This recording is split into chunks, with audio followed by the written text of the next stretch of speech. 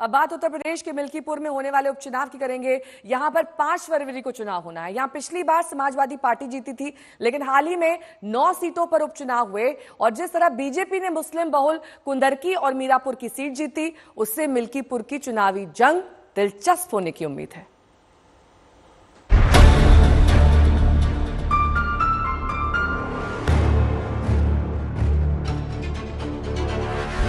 मिल्कीपुर में चुनावी जंग का शंखनाद हो चुका है। 9 सीटों पर पिछले उपचुनाव में भारी कामयाबी के बाद बीजेपी तैयार है, तो समाजवादी पार्टी के सांसद और मिल्कीपुर से पूर्व विधायक अवधेश प्रसाद भी इतिहास दोहराने के लिए तैयार है। जीत पूरी तरह से 100% से भी जब बढ़कर मान लीजिए कि मिल्कीपुर की महान जनता पूरी तरह से तैयार बैठी है। हमारे बेटे अजीत प्रसाद को, जिसको माननीय अखिलेश जी ने, जो हमारे नेता हैं, कार्यकर्ताओं की सर्वसम्मत राय से एकमात्र उम्मीदवार घोषित किया है। अवधेश प्रसाद के सांसद बनने के बाद विधायक पद से इस्तीफे से मिल्कीपुर में उपचुनाव की नौबत आई है। समाजवादी पार्टी ने अवधेश प्रसाद के बेटे अजीत को मैदान में उतारा है, जबकि बीजेपी ने अभी उम्मीदवार घोषित नहीं किया है। अवधेश बेशक जीत को लेकर आश्वस्त हैं, लेकिन जिस तरह पिछले उपचुनाव में बीजेपी ने मुस्लिम बहुल कुंदरकी और मीरापुर में जीत हासिल की, उससे एसपी सुप्रीमो अखिलेश यादव उतने आश्वस्त नजर नहीं आ रहे।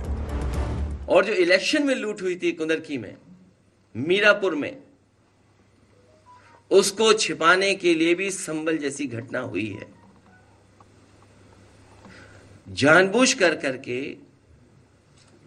कुंदरकी का जो वोट की लूट हुई, जो पुलिस प्रशासन के माध्यम से वोट पड़वाए गए, जो वीडियो निकले, तस्वीरें आई, उससे आम जनमानस जान गया कि इन्होंने चुनाव नहीं कराया, इन्होंने पुलिस के माध्यम से वोट लूटे हैं। और वही सरकार कह रही है कि अगर कुंदरकी जीत सकते हैं तो मिल्कीपुर क्यों नहीं। राम मंदिर निर्माण के तुरंत बाद जिस तरह अयोध्या की सीट पर बीजेपी की हार हुई, उससे मिल्कीपुर सीट मुख्यमंत्री योगी के लिए साख का सवाल बन गया है। हमारी पूरी तैयारी है और निश्चित रूप से मैं विश्वास के साथ आपसे कह सकता हूं कि बड़े अंतर से भारतीय जनता पार्टी मिल्कीपुर के विधानसभा के उपचुनाव को जीतेगी। और जिस प्रकार से विपक्ष ने एक नेगेटिव एजेंडा लोकसभा चुनाव में चलाया था, उसका जवाब उत्तर प्रदेश की महान जनता ने विधानसभा के 9 उपचुनावों में दिया है। और निश्चित रूप से उसी पद्धति को आगे दोहराने का काम उत्तर प्रदेश की जनता मिल्कीपुर में भी करेगी। बड़े अंतर से भाजपा जीतेगी। मिल्कीपुर की चुनावी जंग बीजेपी और समाजवादी पार्टी दोनों के लिए साख की लड़ाई है। जाहिर है 5 फरवरी तक यूपी का सियासी पारा हाई रहने वाला है। आज तक ब्यूरो। कुमार अभिषेक मेरे सहयोगी इस वक्त तमाम जानकारी के साथ जुड़ गए हैं। कुमार, इस बात की कितनी संभावना है कि कुंदरकी का जो रिजल्ट है वो मिल्कीपुर में भी बीजेपी के लिए रिपीट होने वाला है?